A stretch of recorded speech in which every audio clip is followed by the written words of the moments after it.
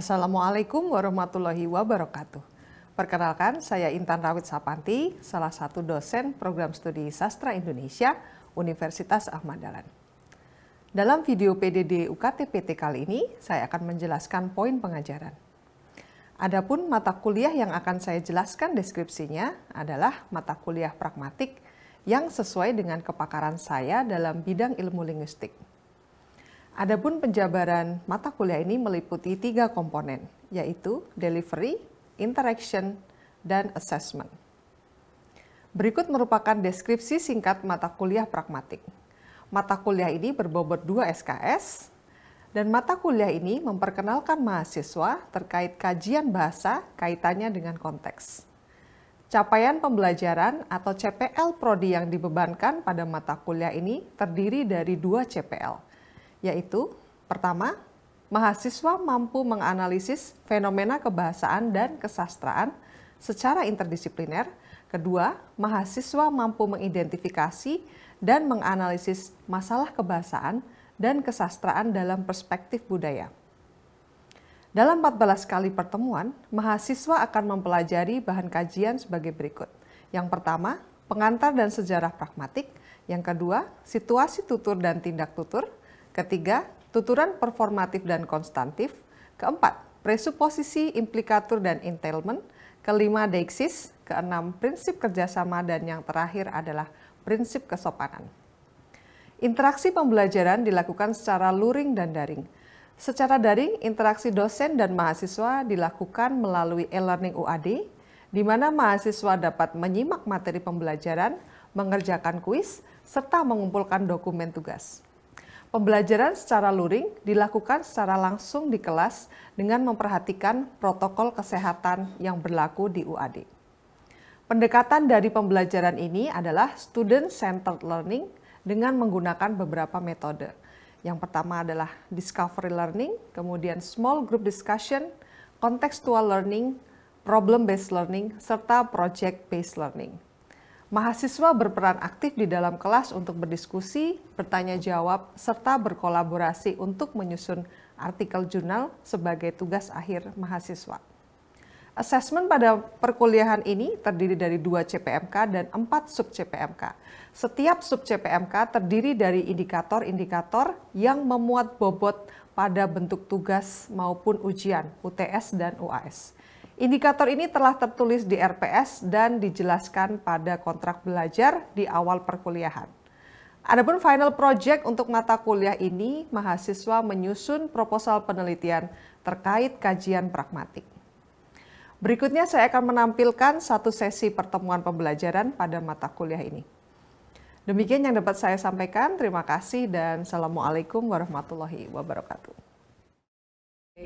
Bismillahirrahmanirrahim. Assalamualaikum warahmatullahi wabarakatuh. Selamat pagi semuanya. Semoga sehat dan semangat ya hari ini. Hari Jumat, mendekati weekend ini ya. Iya, pastinya semangat. Baiklah, kita buka kelas hari ini dengan tadarus Al-Quran dulu. Silahkan dibuka Al-Baqarah ayat 31-35. Sudah siap? Oke, bismillahirrahmanirrahim. A'udzu billahi minasyaitonir rajim. Bismillahirrahmanirrahim. Wa 'allama Adamal asma'a kullaha summa 'aradahum 'alal malaikati wa qala ambi'uni bi asma'i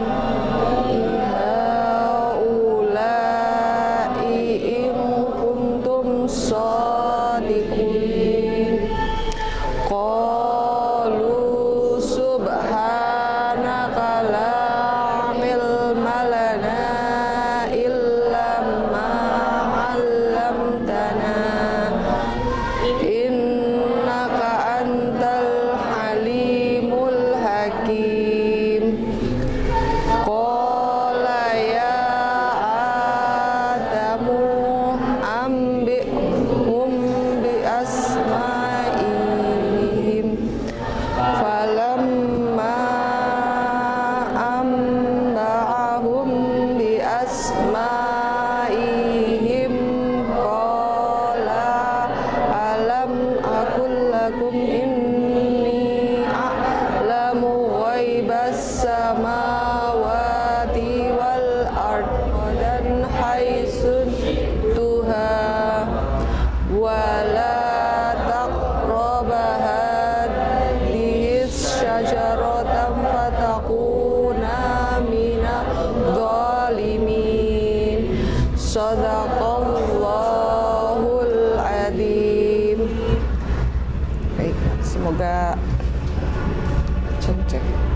Semoga menambah kebaikan kita hari ini ya. Amin. Baik, saya akan memanggil nama kalian dulu. Puspita, Hadir. Nur Fazlina, Firhan, Vivi, Fadila, Ana,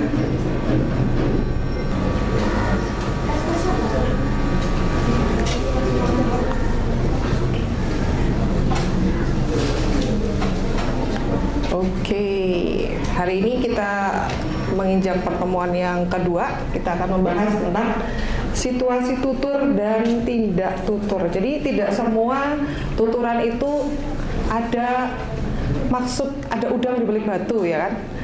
Termasuk dalam tindak tutur. Kita akan lihat. Wah, ini mic-nya. Oke, hari ini kita akan belajar tentang aspek-aspek situasi tutur, kemudian pengertian tindak tutur, dan jenis yang pertama tindak tutur lokusi, kemudian ilokusi, dan yang terakhir adalah perlokusi. Itu makanan apa ya Bu? Oke, check this out. Oke, silahkan Aura di share linknya. Nah, di sini ada dua kalimat. Nomor 1, letaknya jauh dari ibu kota. 2, tembok rumahnya baru dicat. Kira-kira kalian membaca ini, apa yang ada di pikiran kalian? Nomor 1, letaknya jauh dari ibu kota. Ini nggak ada konteks apa-apa ya, cuman gini toh. Apanya? Apanya yang kecil? Terpencil, oke. Ada sesuatu ya mungkin letaknya jauh dari kota, terpencil. Berarti fungsinya adalah memberi informasi ya, tidak ada tendensi apa-apa ya di sini ya. Nah, yang kedua, tembok rumahnya baru dicat. Ini apa? Informasi juga ya. Oh, ini baru dicat gitu kan, tidak ada konteks yang lain. Nah, sekarang saya ada game, silahkan masuk ke linknya. Itu ada 3 kuis, 3 pertanyaan aja. Kalian baca dulu. Soalnya ada di bagian bawah, jawabannya ada di dalam maze-nya itu ya. Nah, kalian harus bergerak ke jawaban yang benar sembari menghindari musuh. Jadi yang suka main game tahu nih ya. Bisa?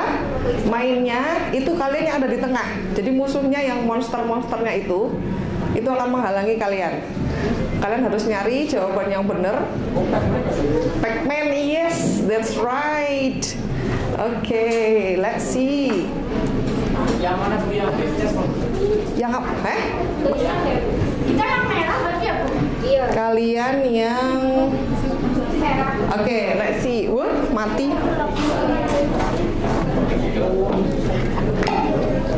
Kalian yang ada di tengah awalnya ya. Ready? Nah, ini muncul di tengah, ini adalah kalian. Terus jawabannya iya. Nah, ini harus bergerak ini, yang biru-biru ini musuhnya. Nah, soalnya di sini ya. Apakah maksud dari tuturan letaknya jauh dari kota pada percakapan berikut ini? A, ngomong ya, hari Minggu kita ke Kaliurang ya. B, wah letaknya jauh dari kota, rumahku kosong, orang tuaku sedang tidak ada di rumah. Maksudnya apa? 1, ini B, memberitahu informasi pada A bahwa rumahnya jauh dari kota. B, memberitahu bahwa orang tuanya sedang tidak ada di rumah. Yang ini memberi informasi bahwa rumahnya kosong kepada A. Atau yang terakhir, B, menolak secara halus ajakan A. Kalian harus bergerak ke yang Oke, dikasih nama ya guys. Dikasih nama, ini biar kelihatan. Bisa gerak. Loh, udah selesai. Walah, dia punya connect.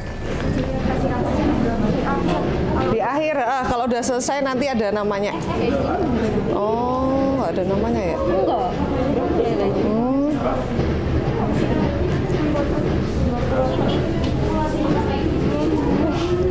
Bingung, kekecilan. Digedein bisa nggak? Nah, digedein ya kalau kekecilan. Oke, pertama apa tadi? Yang pertama jawabannya letaknya jauh dari kota. Berarti si B ini mau memberitahu menolak secara halus ya.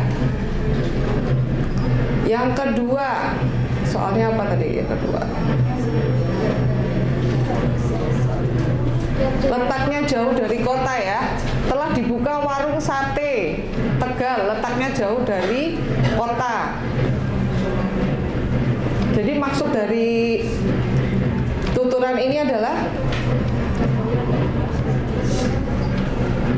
hanya memberitahu kalau warungnya ini jauh dari kota, asri ya kan, asri, suasananya sejuk, jauh dari kota maksudnya jauh dari polusi, jauh dari kebisingan ya. Ini untuk apa fungsinya? Supaya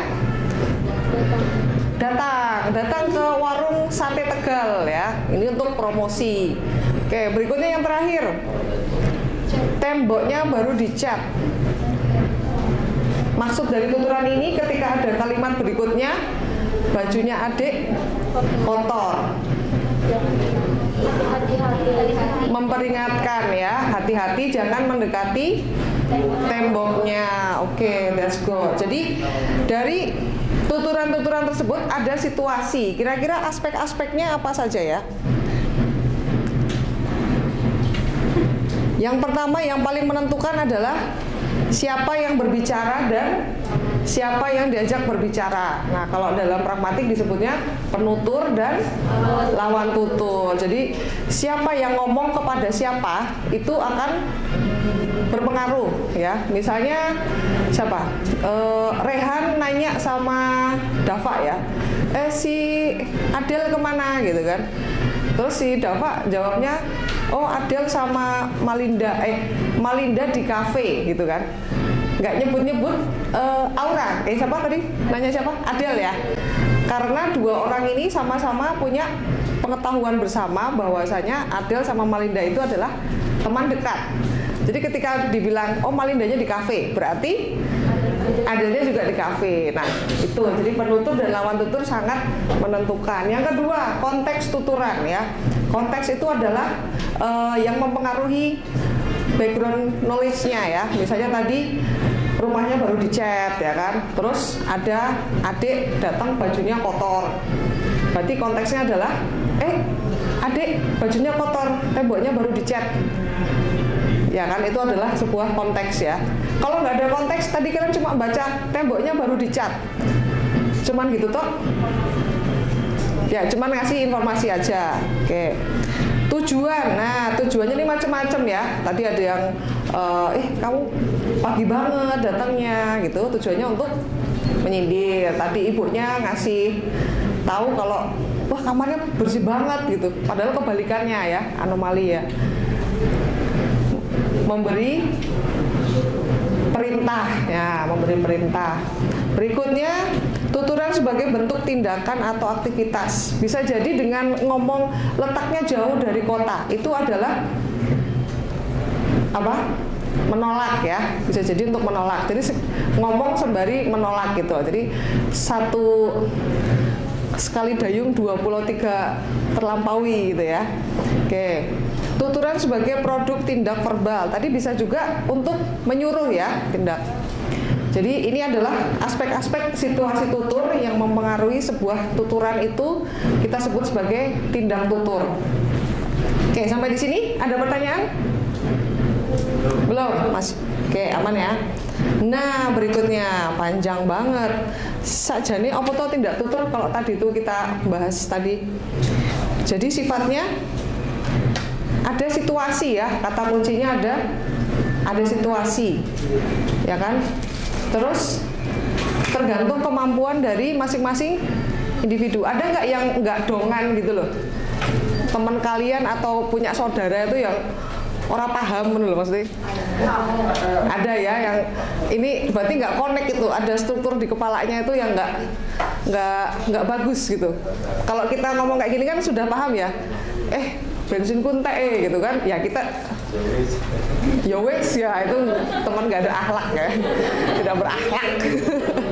Kalau teman yang baik dia paham gitu kan, oh ya apa tak kayak duit apa, tapi baliknya ya duitku ya, atau yaudah nebeng wae pakai motorku, atau minjem sepedaku nggak apa-apa nggak dipakai. Nah seperti itu ya. Jadi gejala sosial ya, atau interaksi antara penutur dalam situasi tertentu ya, dan tempat tertentu ya kan, beda tempat beda ini. Oke ya, jadi ini adalah kemampuan bahasa penutur dalam menghadapi situasi tertentu. Kalau dia nggak paham apa yang dimaksudkan lawan tuturnya, berarti ya sudahlah, kalian tidak usah berharap banyak ya. Misalnya kalau punya temen yang dicurhatin kok nggak peka gitu ya, ya udah ngomong aja langsung. Biasanya kalau semakin dekat hubungannya semakin langsung ya, tuturannya semakin langsung, bukannya semakin tidak langsung nih. Ini kan kita gunakan kalau penuturnya siapa misalnya tuh. Oke, yang pertama kita lihat tadi lokusi. Lokusi itu adalah the act of saying something. Ini nggak ada tendensi apa-apa, hanya ngasih informasi. Oh, ini adalah kelas sekarang kelas pragmatik. Tidak ada konteks apa-apa ya, cuma memberitahu ini sekarang jamnya kelas pragmatik. Kalau yang ilokusi ini juga melakukan sesuatu ya, ngomong sekaligus melakukan sesuatu, the act of doing something. Seperti tadi, menolak, memaafkan. Kok kamu nggak datang sih ke partiku kemarin gitu? Weh, party gitu. Jawabnya gimana? Yang kira-kira males gitu, soalnya partimu males ya gitu kan. Yang kira-kira halus tapi sekaligus minta maaf gitu loh. Enjoy bestie. Enjoy bestie. Apa? Sebuah tuturan yang sekaligus itu minta maaf gitu. Misalnya contoh nih, wah iya adikku sakit gitu kan. Nah berarti sekaligus memberitahu si pengundang ini nggak datang ke ulang tahunnya ya, Sweet 17 misalnya kan. Ulang tahun Sweet 17 ini kan berkesan banget ya. Ada nggak di sini yang Sweet 17-an? Nggak ada? Oh udah lewat ya? Udah lewat. Atau Sweet 20 gitu kan? Oh nggak sweet ya? Sudah nggak imut-imut ya, tapi amit-amit ya. Nah itu juga sekaligus meminta maaf ya kan? Nah berikutnya perlokusi. Di sini sudah sampai tahapnya mempengaruhi ya. Kalau kalian ngomong sama bapak atau ibu, bu, bensinnya habis, pasti ibu kalian langsung paham ya, langsung transfer ya kan, langsung ngasih duit, ya nggak? Ada nggak yang minta uang ke ibunya pakai seni kayak gini gitu? Apa langsung bu? To the point. To the point, langsung ngomong apa? Bu habis duit. Biasa. Oh biasa gitu, ngomong biasa doang. Oh boleh. Ini kan cuma diketahui sama, iya. Kalau yang lain mungkin kalian ngomong ke ibu kalian kayak gitu, paham nggak ibunya? Enggak. Oh potong. Apa yang lain ngomong sama ibunya? Biasa. Bikin kok cerita dulu. Oh bikin cerita dulu. Ini bagus ini bagus. Pakai storytelling ya kan? Storytelling. Apa contohnya? Coba. Ya, tadi saya menolong teman saya baru gini. Saya pas belum punya duit ini ya. Ada berapa mah? Ya. Ujung-ujungnya tadi buat duitku buat ini ya mah, buat nolongin temen dia belum dikirim sama orang tuanya, orangnya dari jauh gitu kan, terus aku jajanin deh gitu kan, jajanin apa gitu, jadi duitku sekarang tinggal 50.000 gitu kan, nggak usah ngomong satu, oke silahkan yang satu ke sini, yang dua di sebelah sini, 3 di pojok, 4 di sini, 5 di sini, coba ya. Yang kelompok 1 kalian membahas tuturan yang pertama ya. Ini kelompok berapa nih? 2. 1 sebelah sini, oke. 1 sebelah sini, 2, 3. Oh 3 3 over there. Oke. Grup 4 mana suaranya? Oke, di sini terakhir ada. Ya ampun, aku baru sadar loh di kepan loh, Pak. Ya Allah. Iya. Oke, kelompok 1 ya. Yang tuturan pertama, ibu berbelanja di pasar. Tuturan kedua, awas ada anjing gila. Tuturan ketiga, udah tadi udah kita bahas, bensinku habis. Keempat, mana 4? Ini. Oh, ini 4. Santi sudah ujian skripsi. Yang kelima, 5, mana 5? Oke, suaramu bagus sekali. Nah, silahkan kalian membangun konteks ya. Membangun konteks, silahkan kalian beri situasi, terus kira-kira siapa yang ngomong kepada siapa, pada saat situasi apa, dan maksud dari tujuan ini itu apa? Apakah hanya sekedar lokusi aja, atau ada ilokusinya? Atau ada pengaruhnya ke orang yang mendengarkan? Gimana? Apa? Oh, diskusi. Oke, sudah paham ya? Jadi silahkan dibangun konteksnya, terus diklasifikasikan tadi. Oh Bu, ini cuman lokusi doang, cuman ngasih informasi doang. Atau ada maksud lain? Ada masuk ke kategori ilokusi, atau sudah masuk ke bagian perlokusi, mempengaruhi orang lain untuk melakukan sesuatu ya. Oke, silahkan. Saya beri waktu 5 menit. Izin masuk, salam. Perkenalkan, nama saya Elta Aulia. Saya perwakilan dari kelompok 4 akan menjelaskan hasil diskusi kami. Yang Santi sudah ujian skripsi. Dari kami ini mendeskripsikan bahwa itu termasuk dalam tindak terlokusi. Karena selain memberikan sebuah informasi, kalimat tersebut juga mengutarakan maksud untuk mempengaruhi lawan tutur. Seperti ini contohnya. Semisal saya lawan tutur berbicara atau memberitahukan informasi ke Mbak Santi. Santi sudah ujian skripsi loh. Nah, selain mengasih tahu bahwa si Santi sudah ujian skripsi, makna lain dari itu juga kayak, kamu kapan mau ujian skripsi? Santi udah loh, kayak Kamu kapan? Iya, Gitu. kamu kapan? Seperti itu. Sekian, terima kasih. Oke, Gublas. Iya, betul sekali. Dari satu kalimat aja sudah bisa membangkitkan gemuruh ya kan? Waduh, Santi aja udah ujian. Aku kapan ini gitu. Oke, jadi ada perlokusi ya. Silahkan kelompok lain. First group, second group. Dari kelompok 1 tadi kalimatnya adalah ibu belanja di pasar. Hasil diskusi dari kami dari kelompok 1 itu kalimat tersebut maksudnya adalah tindak lokusi, di mana artinya sekedar memberikan informasi saja gitu. Konteksnya mungkin si ibu ini itu sudah berada di pasar, lalu di rumah itu ada bapak sana, ada banyak Bapak kemana, Ibu? terus ibu jawab, ibu sedang berbelanja di pasar, seperti itu. Oke, terima kasih, tepuk tangan. Jadi lokusi aja ya, lokusi. Konteksnya adalah si anak tadi nanyain ibunya kemana ya, ibu kemana Pak? Bapaknya jawab, ibu berbelanja di pasar ya, nggak ada tendensi apa-apa, jadi hanya kasih informasi. It's okay ya, karena ini yang membangun konteks adalah kalian.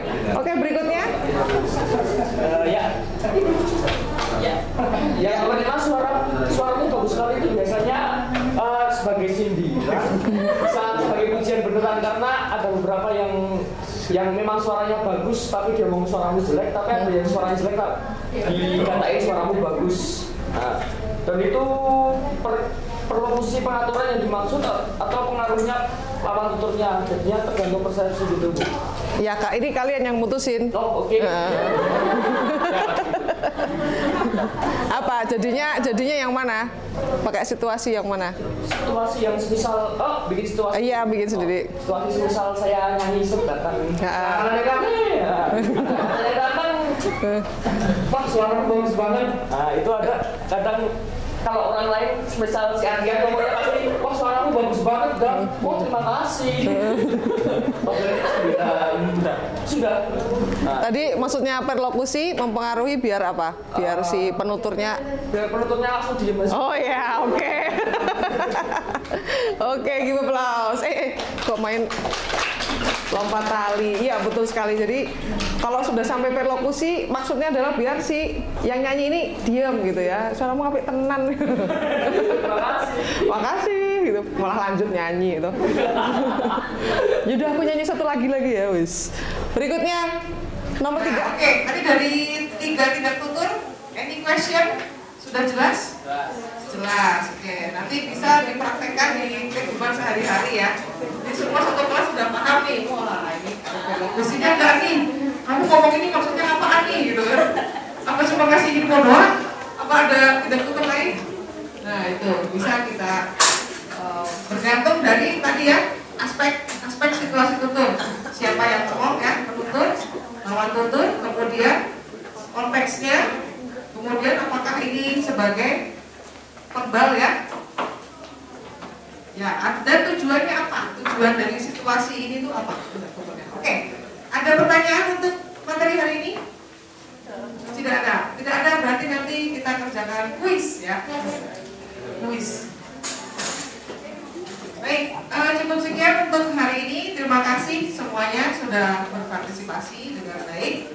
Mudah-mudahan ilmunya yang sedikit ini bisa bermanfaat ya dalam teman-teman berkomunikasi dengan teman, dengan kolega, kan nggak tahu ya besok-besok kalian bekerja bertemu dengan orang yang baru apa dengan dosen ya.